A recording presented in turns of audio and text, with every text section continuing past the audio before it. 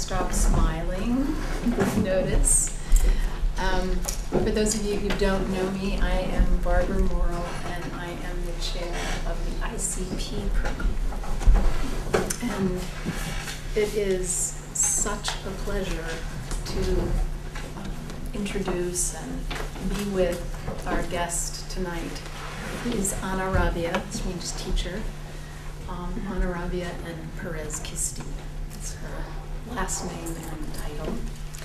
And I've thought through this introduction so many times that I just want to kind of come from my heart about it. And I've been thinking about, we often say that someone is a gem, right? A gem. And it's great popular culture terminology, that person's a gem. But I really mean gem in the sense of if you think about a natural stone and often how its facets radiate different ways of reflecting light. And I just want to talk about a few of those facets of my friend here and teacher. And first facet is that Ana Rabia is a scholar. She is a scholar who is a graduate of this school, and she's done a lot of scholarly work around Buddhism and Sufism, and she graduated from our, when it was, well, still is, Asian Studies Department. So that's really powerful in itself. The next thing is that Ana is a leader in the Sufi International movement, that she's actually a national representative of this movement in the United States. And it was one really that was started by Inayat Khan, who is really a powerful Sufi teacher. It's been what, 30, 40 years? And I would say probably either the only or one of the only women at a very top level of leadership in that organization. So that's very powerful.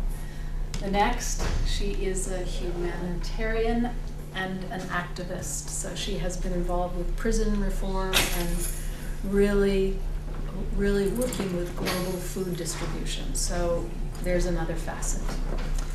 Next is she is a teacher, and she is working with dissertations now, but has been a core faculty at ITP. So those of you who know the Institute for Transpersonal Psychology, and I have a really hard time calling it Sofia University.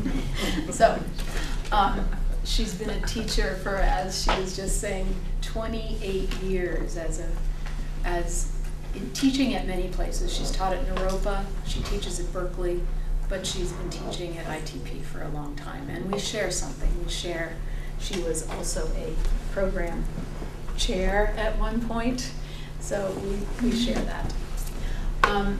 This is another thing that we can say about Ana, which is amazing to me, and what this talk is about in terms of doctors of kindness. Ana is a certified she's an herbologist and got her medical license in London. So she is also a healer. And one of the days, I don't know, a couple of years ago, when we were connecting about many things, and I needed to talk with her, and I was very stressed about my new job, and I walked into her yard, and there she was. She had picked a bunch of lemon verbena to give to me in this massive stress of my new job. And the last thing I want to say is probably one of the most important, is the Sufi tradition itself is about the heart, and it's probably the most important. I'm kind of moving down into the real core, and that is this luminosity, this radiant heart in this gem of you, a doctor of kindness and of luminosity. I so appreciate you. Thank you. Well, got a lot to live up to. Oh, it's an honor and a joy to be here, and I so honor Barbara for all the work.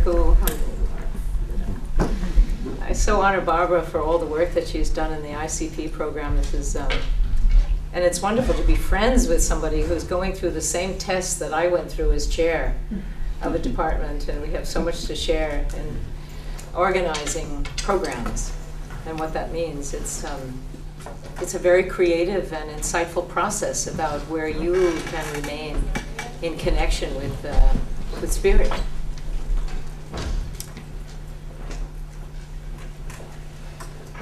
Well, one of the great subjects of my life, besides activating around prison reform and food distribution for people in the world, which has always been a major subject of my deepest concern, has been the great women masters who have lived this life and what they've contributed to the world. And why would I focus on women masters and not male masters? I mean, that's a question that's always asked of me, since mastery is exquisite in both genders. The apparent ethnographic material that is available shows that that women were so suppressed in their roles sociologically and culturally on many levels of acceptance in their generative desire to show what their true potential could reveal. And it wasn't that there was, you could look at history and see that there were many dominant paradigms that classified women in cultural settings, in marriage and as wives and as child rearing, and cooks and caretakers and neutralizers of family conflicts. I mean, this is not new material. We have it everywhere. We have it today. But what's so interesting when I start studying the women of the world, the great women contributors of insight and healing, I always have to ask myself the question, what inspired this courageous action to stand against the levels of pressure that fit the woman in a sociological category? What was that? It was always there, historically speaking, for many people, for many generations of people. It was always a suppression. And these two women who are pictured right here tonight, and this is why I call it the Doctor of Kindness, I'll lift these out. Tonight who I'm going to be talking about is Sanapea. She's a Comanche native eagle doctor, a Comanche Native American eagle doctor. Sanapea is a very, very unusual individual, and very, very few know about her for reasons that I will talk about tonight. Why it's so difficult to find information about this particular woman. But somehow in my digging around for years and years and years, and going to Oklahoma and to libraries at the University of Oklahoma, and digging out archival material, I finally found this amazing human being who structures the most compassionate work from the levels of her interiority and connection to spirit in a way that is so moving and inspiring. And that's why I wanted to write about her. I wrote about her, and I've written about her in my book, and I wanted to share about her. So she's one of the women I'm going to speak about tonight. And the next woman, and I think you've all heard of her, is Mary Baker Eddy. Mary Baker Eddy started the Church of Christian Science. I think you might recognize her face, and you might know what this Church of Christian Science is. She's fairly well known. She has a huge church and temple in Boston, which I went and studied there at her enormous cathedral and library, archival library, and studied most of her unpublished documentation. These are her private letters,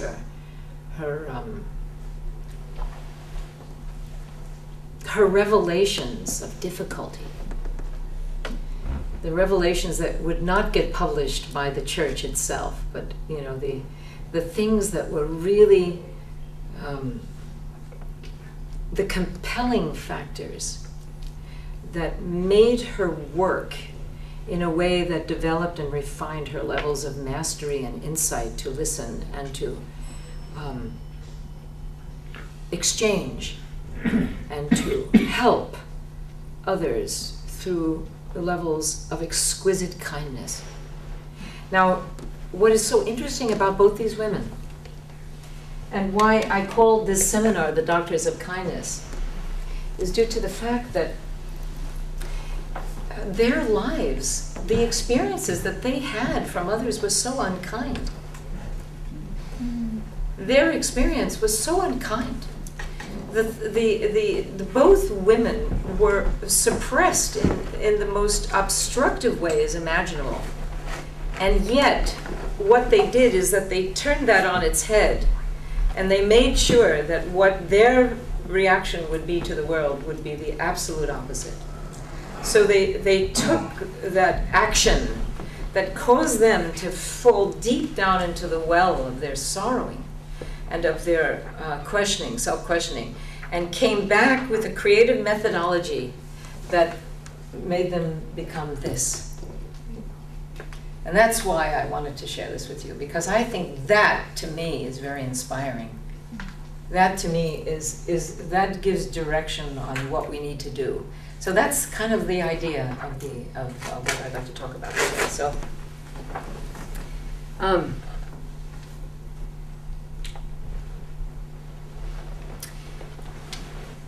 this begins with a knowledge. This is generally speaking about these two amazing women, that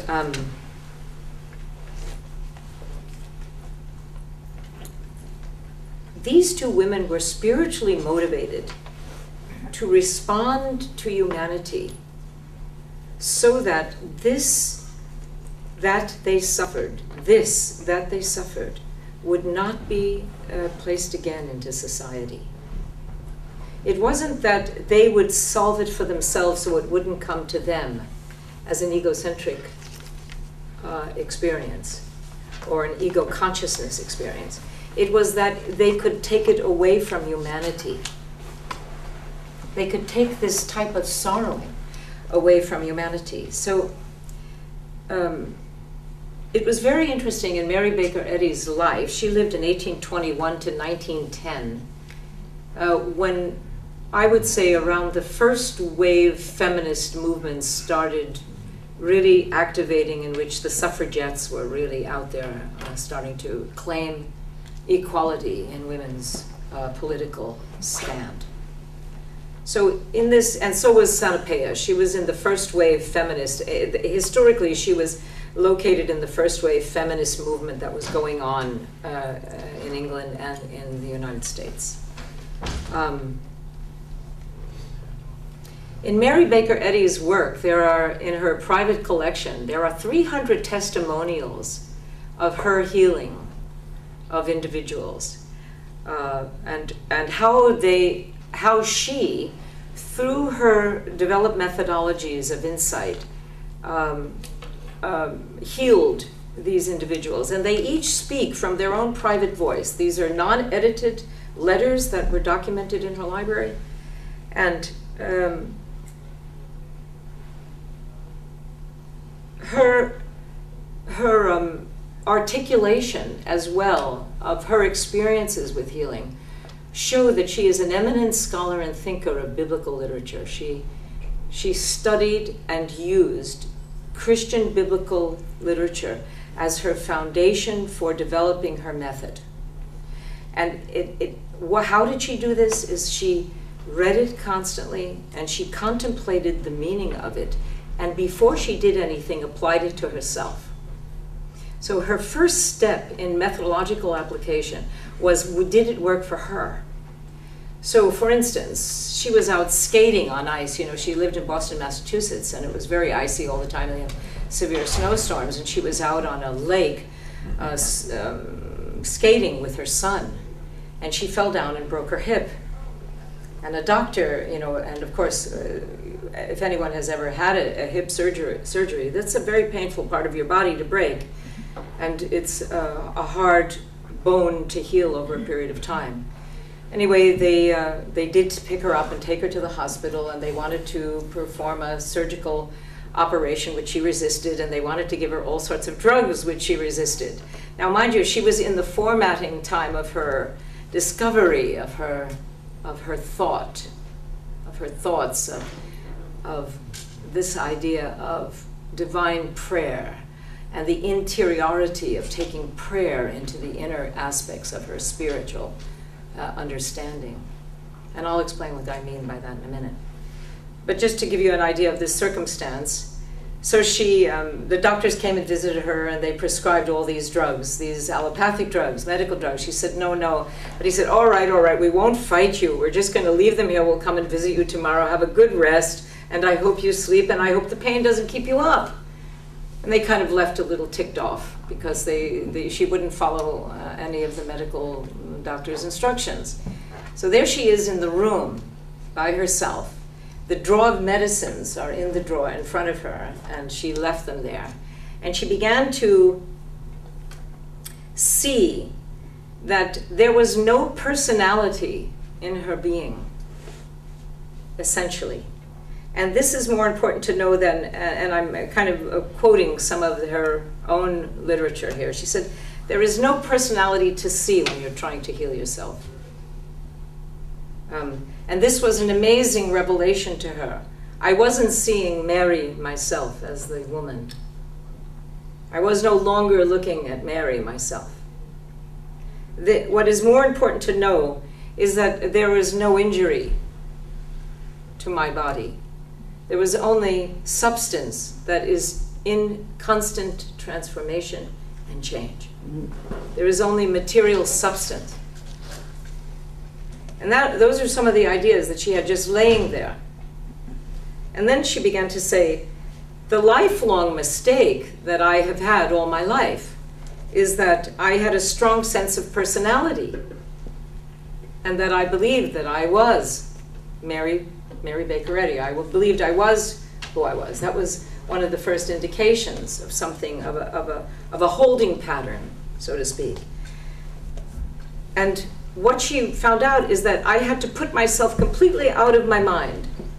I had to take myself completely out of my mind, and I had to model the right thought. Well, what was this right thought? Here she is laying in bed. What was this right thought? So the right model was based on the teaching that no mortal mind can hold any malice or injury that can affect you. Simply by making the choice that you don't hold that malice, you don't hold that choice, and let go of the choice is what one needs to do to heal. So look at this developmental step now. Here she is laying there in severe pain. She's making this step into what this is. Well, this might seem perplexing to you, but look at what she says as we go on here. These are her deeper inner reflections. She says we need to be strong in that consciousness of knowing that truth. And if we gain a point of conviction that there is nothing harmful that can hurt us in the physical form, since all form is changing constantly, there's just the change that we have to gaze at, that everything is impermanent change. This is so Buddhist, you know. When you look at it, here she is a Christian, she's a Christian thinker, and yet you're looking at impermanence, paticca samuppada, the perfect levels of impermanence in Buddhism. I find it so interesting. And the perception is that that we have to direct the shaft of thinking. She calls it a shaft, as though it's a ray of thinking, a ray of light in a certain direction. We have to redirect it rather than bringing it to the personality, which causes one to move into dualism and pain, moves into a dualistic form of pain. So she called it the fog of the mind, the fog of the mind. I always thought that was a very interesting term, because later on she often reported in her letters that when people suffered, it was as though they were surrounded by a fog. And all she had to do was brighten up the sunlight to dissipate the fog. And as soon as they saw the light, the pain disappeared. And Sanapea calls it the rambling ghosts. See, in the Native American school, she calls it the rambling ghost. We'll talk about how she sees the same thing, but in a different light. It's very interesting how coalesced they are together as doctors of kindness, you know, as healers. They're very much similar. They just use a different language. So when this fog dissipates, where the personality is holding us in this pain level, in this obstructed level of thinking that our personality is suffering due to reasons and causes that we ourselves create through our own imaginings, which is this impermanent state of mind, very Buddhist again, we realize that we can turn away from the pain, and we find that there is nothing there that suffers. There is nothing that is really suffering. It is only our state of mind that is thinking that there is something there that's suffering. So now the question is what is she looking at? What is that truth that she's looking at? What's the sunbeam she's looking at? What is that? She says, strike for a higher sense of nothingness of matter. Isn't that interesting for a Christian practitioner? Strike for a higher sense of nothingness of matter. Do not care to search into causation, for there is no cause and no effect in matter. All is empty. All is empty. And it's perfect, and it's eternal, she says. It's perfect. Whenever you treat another person or regard their state, this is how she's training her practitioners and how she's hearing herself to train herself. Whenever you regard this state, include in the understanding that ignorance and malice of mind can affect a case, can affect how you are responding to everything. If you have any malice about yourself, saying, well, you deserve to be hurt, you're no good, you know, all those angles of psychopathology that catch up with you, where your aunt or your mother or your grandmother or somebody said to you, you'll never make it, you'll never succeed, you'll always be stupid, you're lazy, you're this. Those are those psychopathological voices that are constantly hammering on us. Those are the malice, that self-generated malice that continues and continues. And she indicated that that's a relapse into ignorance. That's a relapse of some kind into a state of ignorance. You are moving away from that perfect law of love and of kindness. You are moving away from kindness. That's an unkind voice. So she says, progress in the law of the infinite. The infinite views, but suppress the belief of the malice. Suppress it. Now realize this, and be a law in every case when you commence treating yourself and treating others. That what governs the patient is that you do not interfere with this love and kindness. You do not interfere with it by thinking that this person could never do it or that you could never do it. So she did it. So here she is laying in bed, back to the hospital bed. So here she did. So she's pulling herself up by her straps, viewing, this is her thinking now, which is what I just pulled out from her texts, pulled out from her letters. So she's thinking all this. And she's saying, okay, well, now you've got to do it. So she did it. So the doctor comes back the next morning. She's still laying in bed. And he said, how are you doing? She says, oh, I'm a lot better. I don't have any pain. And he says, well, do you mind if I examine you? And she said, no, go right ahead. Rather cheery and ebullient. And he examines her and he said, well, with an x-ray. I think that there was some sort of x-ray technique at that time. And he said, well, I'll be. There's no break. There's no break in the hip. Oh, my medicine must have worked, he said. You must have taken. She said, no, I didn't take any of your medicine. And he said, yeah, of course you did. How, you would have never gotten to this state otherwise. So she said, no, I'm telling you the truth. I never touched your medicine. Open the drawer and you'll see. Every vial that you have left me is untouched. And he did. He opened it and it was untouched. And she sprung up out of bed. She put her shoes on, put her robe on, and she took him to the door and she said, thank you, I now know my way. And dismissed him from her case. So she proceeded to lay out her philosophy at that time, and she is known as one of the great religious thinkers and philosophers of the first wave generation of women that really liberated her own ideas, her religious and moral ideas. Now you have to understand, she was she was brought up in a Calvinist family. They were very conservative readers of the Bible, and she was very devoted to the teachings of Jesus. And she realized that he developed in her an aspiration, a hope, and I think it was his work, his ministry, and the way that he proceeded to work with those that were the voiceless, or the poor, the poorest of the poor, as Mother Teresa would say, that inspired her activity, because she always felt that he was always under the deepest oppression. So she identified with him on many, many levels, and found that the scriptures were not literally to be followed. She wasn't a literalist, as the Calvinists often could be criticized for being. She wasn't a literalist doctrinally. She read more the substrata of Scripture. It was as though she read a Scripture section and then sat with it and listened to how her interiority translated it. What was her interior somatic, almost physiological response to this text?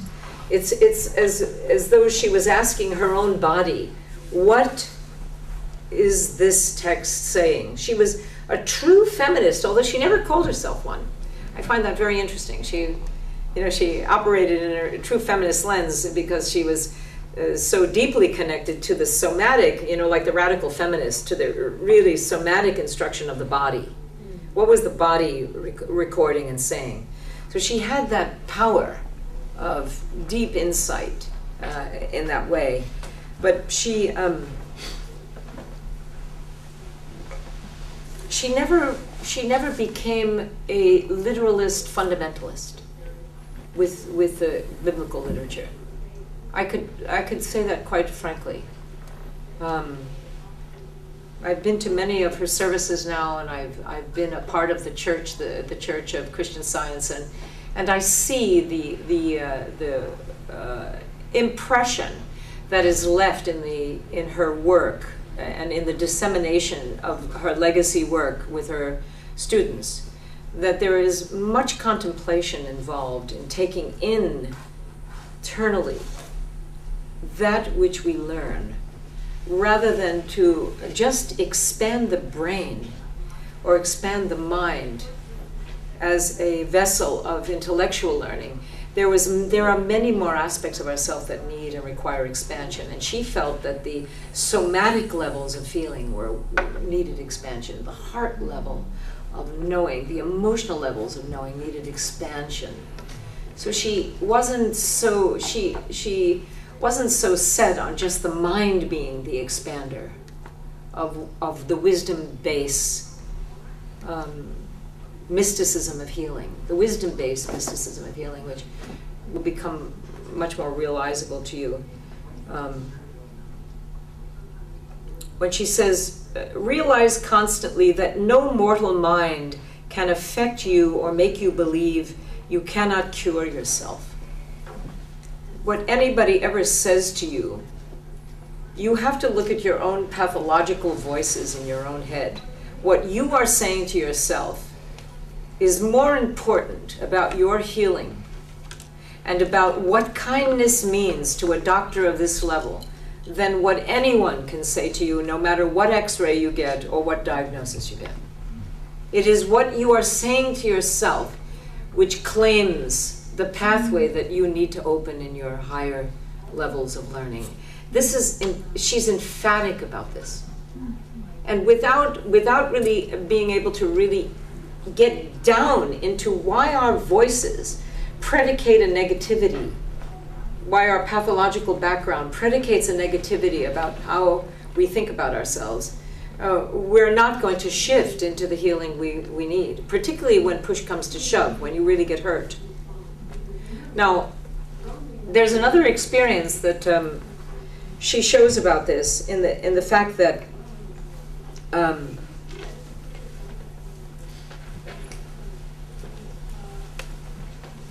these voices that come up, these pathological voices of our past that diminished us or that made us feel less than, are not in harmony with our direction. They're not in harmony with our true healing. And what she emphasizes in her teaching most soundly is that the realization of the absolute consciousness of harmony is the true healing. There is no healer. It's the realization of harmony that becomes the healing that you're seeking. So you, as a doctor of healing, she's training her students now, you as a doctor of healing must understand that you have to practice this yourself before you can do it on anybody. You can't be a doctor unless you do it, you doctor yourself. It's an interesting theory. Now this to me is a true feminist realization. Meaning be it, do it, and then if you can pull it off, you teach it. But don't preach what you can't do. Now, well, she was going after the masculine community of medical doctors that prevented women from becoming medical doctors. That was her kind of jab to the medical profession. She jabbed them because she was saying, look, you're thinking that being a medical doctor is just for men? Let's wake up and smell the roses. And she was saying how to become a real doctor. I want to tell you a story. This is in her letters, by the way. This is a non-published, and it's a very special experience. This is how powerful she became in this realization. A man came to see her who traveled long distance. He was rather poor. He didn't have a lot of money. And of course, he was traveling by wagon and horse. He was a horse-drawn wagon at the time. It was in the late 1800s. And he came to Boston in the winter because he was very, very sick, and he was given a diagnosis of lung cancer. And he had pernicious pneumonia, which was coming back again and again and again. And so he traveled all the way to see her, and he got to her house barely alive. Barely alive. He was just hanging on the edge of a string. And her assistant came out and said to the man, "I'm sorry, she can't see you. She is booked to the gills. There are so many people here that are waiting in line. The whole house is full of people waiting to see her. I'm sorry, she can never see you." And she knew he was there, and she got up from the interview, and she got up from the window. It was at the third story of her house. And she came to the window, and she looked down at him and just gazed at him, and he looked out the carriage window, and she just went like this. And he fell back into the wagon chair, and he slept for 4 hours, and when he recovered, he was perfectly well. So that's a testimony that was recorded in her documentation. And what he felt happened was when she gazed at him, the faith of his own true nature of harmony was activated by her darshan, by her glance, which she now possessed in what is called the power place of her own being, because she was channeling this true essence of harmony through her eyes to him. It absolutely pulled his energetic body into harmony, and he was perfectly healed. Now that is a testimony that comes from him directly. And he lived to be quite an elderly man and became a teacher of Christian Science after that. Many of the people that she healed, the hundreds, many thousands actually of people that she healed became Christian Science practitioners and began to teach this method. It's not complicated. It's not intellectualized.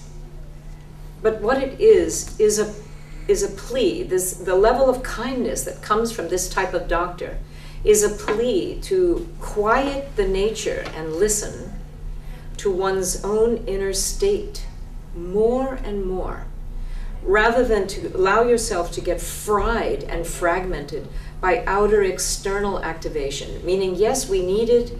Many great beings have changed the world because of their outer activism. I am an activist. I've been very activistic. But there is a perfect balance that one can hold. And the piece of the balance that is in the Western model that I think really requires a regeneration is that quiet ability to sit and listen.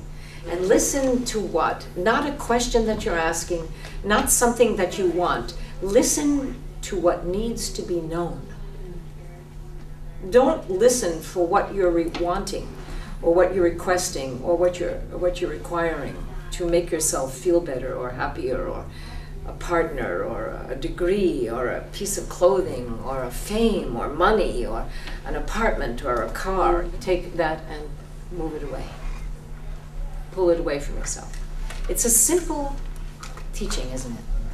Now do it. That's where we get you. It's a simple teaching. Now do it. It's the quintessential aspect of both of these doctors of kindness. That's it. That's what they do. That's what they bring, and that's what they show. The areas of an eagle doctor's mouth and hands are very, very important. You use them for song, you use them for drumming, you use them for preparing herbs. You craft things. You do all sorts of things with parts of your body. But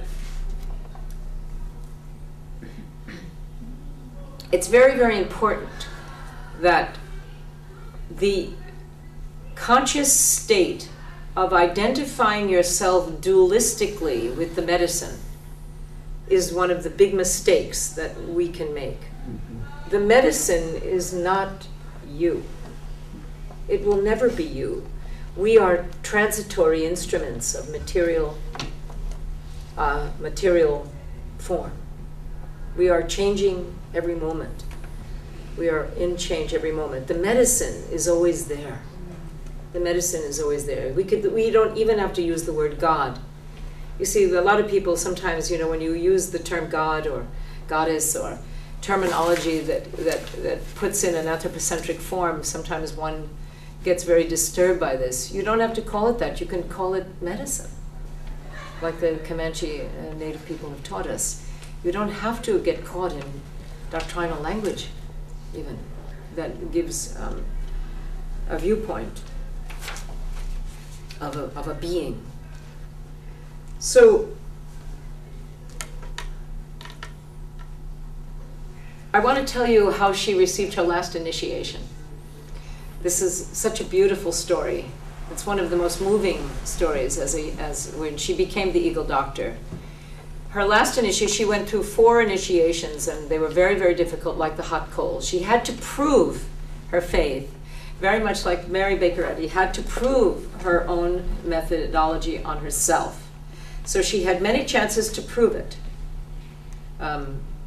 including the death of her son, the broken hip, many accidents of those that, many accidents that happened to her. She had to prove it on herself before she could actually begin to train people to prove it on themselves. And then when she realized, Mary Baker Eddy, when she realized that she could get her disciples to use the methodology on themselves, she realized she had a method. I think that's when you really start moving your work out.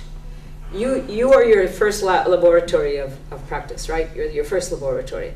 The second stage in any researcher's life is to see if anybody else can do it. So she accomplished that stage. Not only did she get anybody to do it, within 1 year she had students that were 25 students in Boston to 65,000 students across the globe in 1 year, all doing it.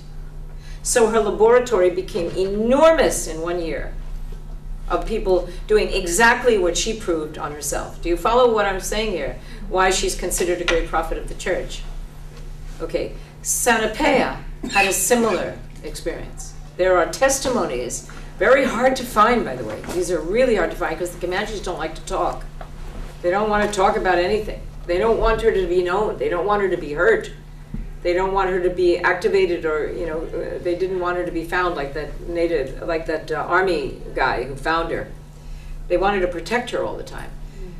But they found her anyway, and she did it anyway. She knew everybody was equal. Everybody had the medicine and could access the medicine. She knew that.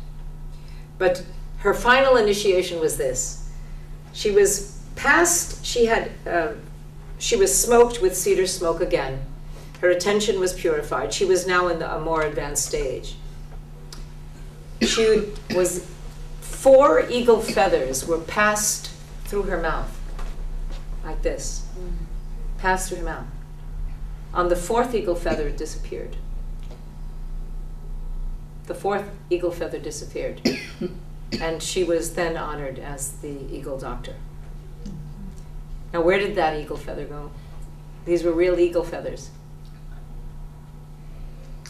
And they said, the literature of the tribal elders said, the spirit of the medicine that was living in her took the eagle feather to announce her being. And that is how the Comanches stated. The medicine took the feather so that she could be a puhaka. And that's how it happened. So it's very interesting that that was her final initiation, and how she was recognized, and the Dalai Lama goes through many initiations to be recognized as a Dalai Lama. They do that in finding them. So again, the last piece of this is that the eagle doctor's power cannot be owned by an individual. That is very, very important to understand. And that if the eagle doctor dies, and there is no other eagle doctor that is transmitted, and the eagle doctor is not here, it means the time of the eagle doctor is over and something else will arise according to the medicine. So one does not cherish the role per se as a fixed archetype. That archetype is ever in motion. The doctors of kindness are ever in motion. The archetype is not fixed. It's a very powerful teaching coming out of a native people.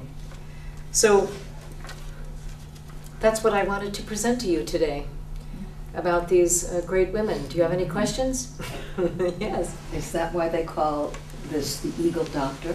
Because of that, her experience, or was that the name before? That was the name before. The Comanche people were the only ones who had given that archetype title, because it was held within that culture, that I should say the tribe. It was held within that tribe as a sacred role. It's very similar to the Hopi with the white buffalo calf woman, who brings the visionary context of the future of the people. So every tribal nation, every tribal nation has an exceptional leader, an exceptional archetype leader that seems to stand out and conduct the affairs of the clan. And so, is the medicine, is it the shift from this negativity to the more spacious kind of thinking? The negativity meaning the ghost thought? The ghost thought, yes, absolutely.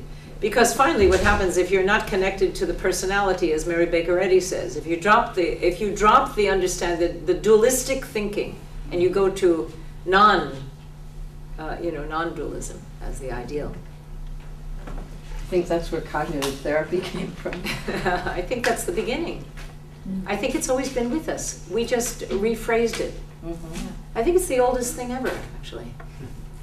So is transpersonal psychology and bias.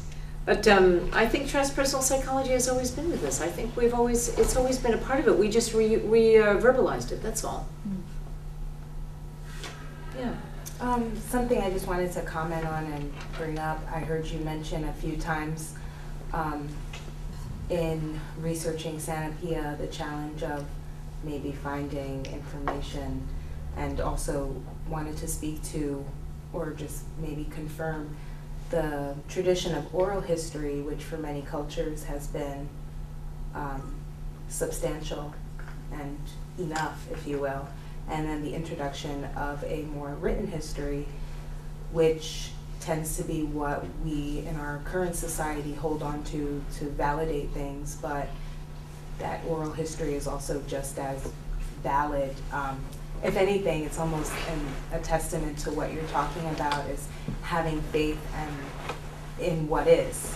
That you don't have to write it down and say, like, look, I wrote it down, it's documented, 100 years from now, you can see it and read it and believe it. But in just passing it through orally, it's sort of a being in itself that trusts. Yes.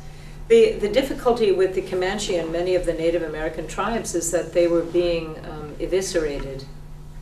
You know, their oral history was at risk because the people themselves were being eradicated.